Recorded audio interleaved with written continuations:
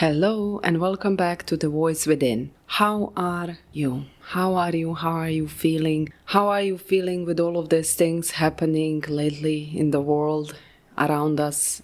Are you trying to calm yourself down, to ground yourself? Are you affected or not affected with everything what is happening? To be honest, I am quite affected lately with all of those things, and I kind of went a little bit inside of myself, trying to ground myself, to stabilize myself, taking in consideration that I survived the war in Bosnia back in 1992 when I was just a little girl, and I cannot say that all of these things which are happening around the world are not affecting me as much as I'm trying. And it's such a strange feeling that generally I think that it doesn't affect me, that I am okay. I feel like I have a lot of power and it doesn't touch me until it touch me, until everything comes back, until all of the pictures from the war I survived come back, and then I realize it is something that I will be most probably carrying for the rest of my life, no matter about the amount of therapy sessions that I did, no matter about amount of healing that I did, that something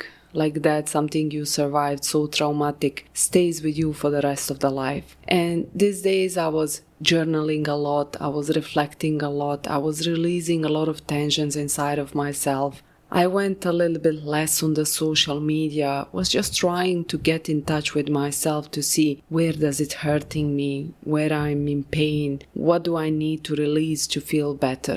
So based on that, I want to ask you, how are you? Even you don't have option to answer on this question directly. Ask yourself, how are you? How are you, like seriously, how are you? Not in the performative way, but in really real raw way. How do you feeling inside of yourself? And even if you cannot connect yourself with the story I just shared with the war and everything, how are you generally in your life? How are you treating yourself? How are your days? Are you living on an autopilot, or you reflecting your days, moving with intention, knowing your responses? Are you reactive, or you choosing your responses? How are you feeling inside? I think this is one very useful question to ask ourselves, and I try to ask myself as much as possible. How am I feeling? What do I feel in my body? What is the sensations I'm feeling? And I take those answers from within myself, like a starting point. Where should I start taking care for myself?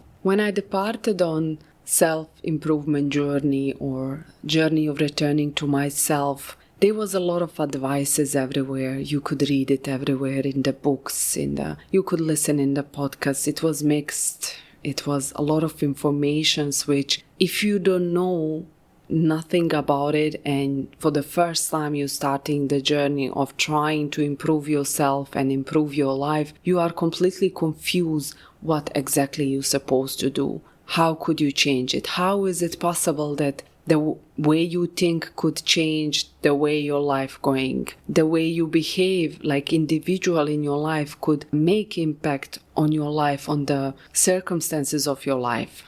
For a long time, I was thinking that, yes, I can feel better inside of myself. I can improve myself, but my circumstances will not change. And I saw this statement like some flaw in the personal development journey. But now I see that it's not about what is happening around us. It's about how we respond to the things which are happening. I remember one time my son did something and I got really angry on his behavior, and you know how we mom tend to get angry, and then we just keep talking and talking like we cannot stop. We're just releasing all of that frustrations, and now we are angry about 300 things which happened months and months back. Now we are bringing all of the things that we went quiet, all of the trade-offs that we made, all of the things we silence ourselves, all of the things that we overfunction, overperform. Now it's not even anymore about that small thing that he did. It's about all of the things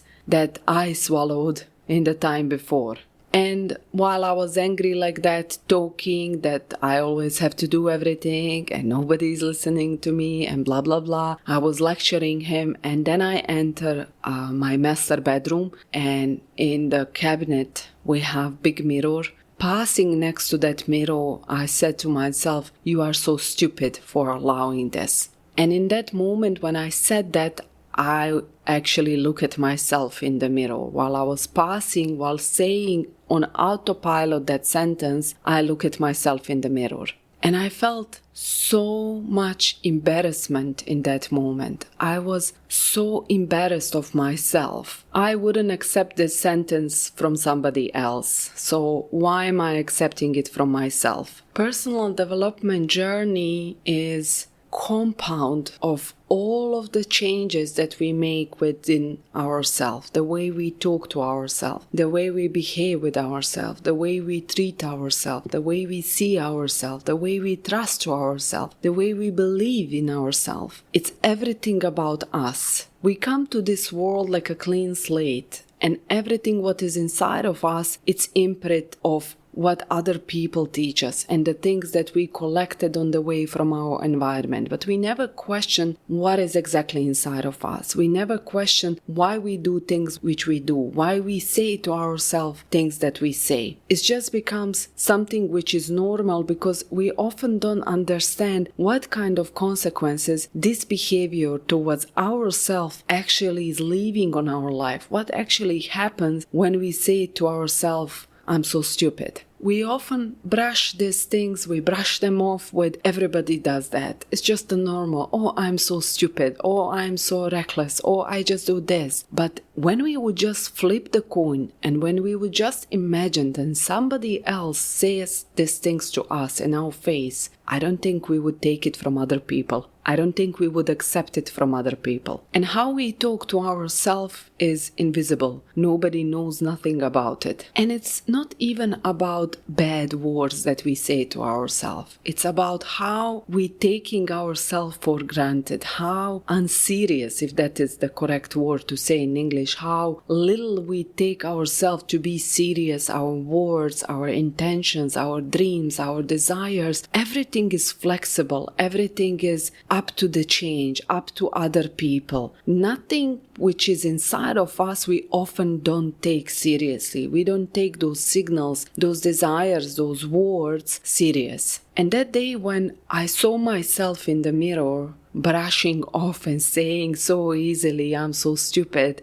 I was thinking if someone else told me what I just said to myself, I would walk away. I wouldn't speak with that person for the rest of my life. So why am I tolerating this from myself? I don't think that I will ever forget that shame I felt when I look at myself in the mirror and when I said to myself, you're so stupid. You're so stupid for tolerating this. There was a lot of truth in this. It was the self-betrayal. It was that feeling that I was tolerating the things which I shouldn't tolerate. The small things with my child, the small things from the family, the small things from the husband, we all tolerate them. They don't look like a big deal. You move the ball when somebody leaves it. You take the flip-flops because somebody left it. You clean something because somebody made it dirty. And it's just what we do. We don't even think about should anybody else notice these things. And when all of those things, they pile up, we say to ourselves we are stupid because we are aware deep inside that we shouldn't do all of those things. We know deep inside that we are tolerating it because tolerating it in the moment feels easier than speaking about it. We often talk to ourselves badly when we feel drained, but we say to ourselves,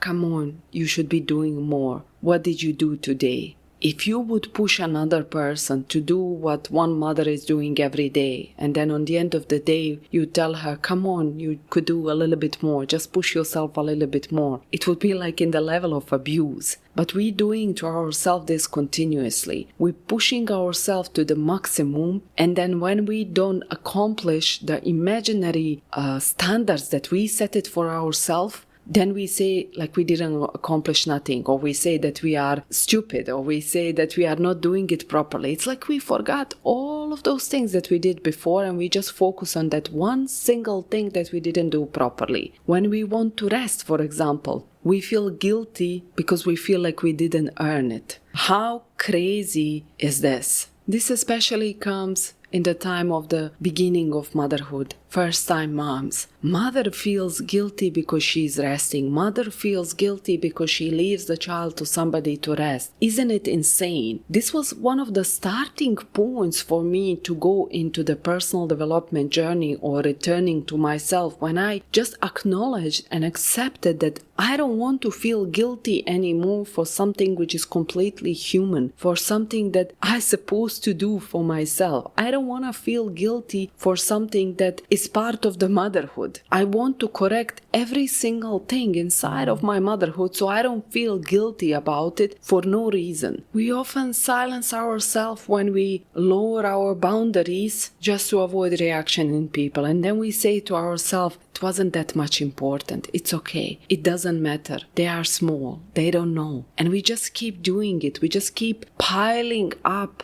that bad talk, that not taking ourselves seriously, not taking our sensations inside seriously. And when you think about it, if somebody you love, somebody you respect, would do these things to themselves, you would call it out. You wouldn't be happy that somebody you love is doing these things to themselves. So why it's okay when it comes from inside? Why is it okay when we do to ourselves? And for a long time I was thinking that I do these things to myself. I'm giving myself hard time because I have high standards. But now when I look back, it was justification for every single thing where I failed myself. It's just justification to say I have very high standards and nobody can do it like me and nobody can perform like me, so I have to do it by myself. It was proof of how little I used to step up for myself, how little I was taking myself seriously, how little I was listening myself, how bad I used to talk to myself when I didn't meet those high standards. And the funny thing is that most of the people are not aware how they talk to themselves. Most of the people are not aware of the dialogue which is happening in our head, which goes on autopilot.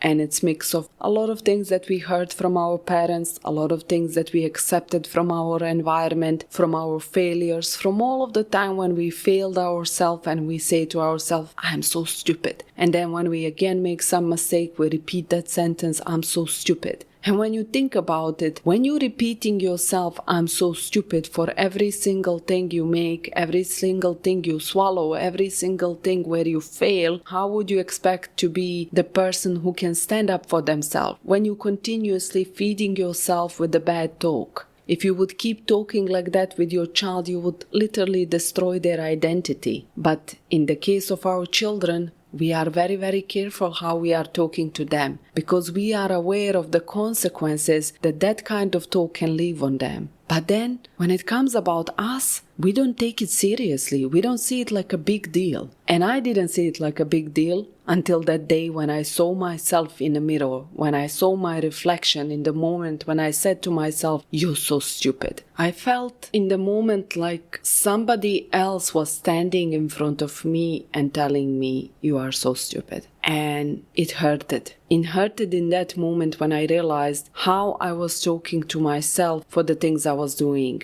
All of the things I was doing which brought to the place where I felt like I'm stupid for tolerating, not setting the boundary, allowing myself to lose my center, to be impatient with a child, not organizing the things in my home better to support myself. All of those things are there and they are true, but they are not worth of the saying, you're so stupid. I was holding myself to a standard that I wouldn't hold a single person I love in my life. Over this 6 years or almost 7 years of very deep journey back to myself, back to womanhood, understanding myself better, understanding my edges, my soul, my desires, my wishes. Who am I when I strip down all of my roles? Who am I behind all of the roles that I'm playing in my life? When I remove wife and mother and daughter and sister, who am I underneath? It's a journey of 6-7 years, and it's a journey that I hope it will last for the rest of my life, because I truly enjoy getting to know myself better. And that day, with that reflection in the mirror where I said, you're so stupid, I decided that I will get to know myself better. I decided that I will change the things. And over these years, there was a lot of moments, a lot of breakthroughs, a lot of situations where I was shocked with the way I used to talk to myself, where I admired my power, where I bow to my bravery. When I started paying attention more on myself and trying to get to know myself better, I saw a lot of things that I admire. Over this 6-7 years, there was a lot of moments where just in a one split of second, I could see myself in a different way. And that day, that reflection in the mirror was one of the breakthroughs, was one of the moments where I felt shame for the way I'm speaking to myself. I felt so shame the way I was treating myself. And even at that time, I was along in personal development journey. But that's such a magical thing about going back to yourself. You always find out new things about yourself. You always notice new things. You always uncover new things. I was aware that self-talk is very important, but it always comes into those moments where you don't pay attention, when you are not aware. And I'm so grateful from this position that I was in front of that mirror and I could see myself saying that to myself. And from that day, I really put it high alert attention on the way I'm speaking to myself. Because the way I speak to myself builds my self-respect. Now I ask myself, does this sentence bringing up my self-respect? Does this sentence is making me admire myself more or respect myself more? It's true, we cannot change those sentences in the moment when they just leave our mouth. But just being in awareness about them and noticing them and recognizing them when they happen and reframing them. Even if we feel in the moment stupid for doing something or dropping something or whatever, and we notice that words leaving our mouths or they are circling in our head, when we pay attention on them, reframe them. No, I'm not stupid. I just dropped something. It's normal, it's human. No, I didn't fail today. I just made a mistake and I learned from it. When we reframe with awareness those sentences, we start feeling different. We start respecting ourselves more. We start admiring ourselves more. But to do this, the awareness is necessary. Because without awareness, we are on autopilot. And without awareness, we just do what we do all the time. Then there is no change. We just live the way we are. But to change something, we have to become aware of the way we are talking to ourselves. And in my phone, I have a lot of notes. They just come like activations in the moment. Something clicks inside of me, something I understand. I have a lot of voice notes where I just record my ideas. Sometimes they become podcasts, sometimes they become posts, sometimes they become pages in my journal. It's just the way I release my thought process and the way I see the world, the way I see myself in this world. Out of this sentence came this podcast episode. And the sentence says, if you are waiting to become someone who deserves better, start by refusing to be the one who treats yourself the worst. That will be it for this podcast episode. Until the next Sunday, I wish you a beautiful rest of the day. Bye.